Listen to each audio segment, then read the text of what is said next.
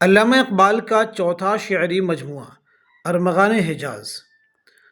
ارمغان حجاز علامہ اقبال کا آخری شعری مجموعہ ہے جو ان کی زندگی میں ترتیب پا چکا تھا، مگر ان کی وفات کے بعد نومبر 1938 میں شائع ہوا۔ یہ اردو اور فارسی دونوں زبانوں کے کلام پر مشتمل ہے۔ ارمغان تحفے کو کہتے ہیں، جبکہ حجاز عرب کے اس حصے کا نام ہے جس میں مکہ معظمہ اور مدینہ منورہ واقع ہے، جہاں سے حضور صلی اللہ علیہ وسلم کے نور نبوت نے اللہ تعالیٰ کے آخری دین اسلام سے سارے عالم کو روشن کیا۔ اس طرح ارمغان حجاز کا مطلب ہوا حجاز کا تحفہ، یعنی اس اسلام، قرآن اور اسوہ حسنہ کا تحفہ جو اللہ تعالیٰ کی طرف سے ہمارے آقا و مولا حضور صلی اللہ علیہ وسلم نے امت کو دیا تھا۔ اس حجازی تحفے میں اسلامی تعلیمات پر عمل اور حضور صلی اللہ علیہ وسلم سے پرجوش عقیدت و محبت کا پیغام بند ہے۔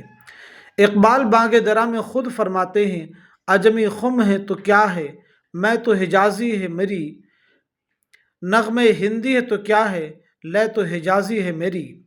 یعنی میری شاعری اگر اردو اور فارسی زبان میں ہے تو اسے کوئی فرق نہیں پڑتا، میں پیغام تو حجازی یعنی اسلام کا دے رہا ہوں۔ ایک اور جگہ فرماتے ہیں، یعنی اگر میں نے اپنے کلام میں قرآن کے سوا کچھ اور پیش کیا ہو تو اے میرے آقا صلی اللہ علیہ وسلم، قیامت کے دن مجھے رسوا ہونے دیجیے اور اپنے پاؤں مبارک کے بوسے سے بے نصیب رکھیے۔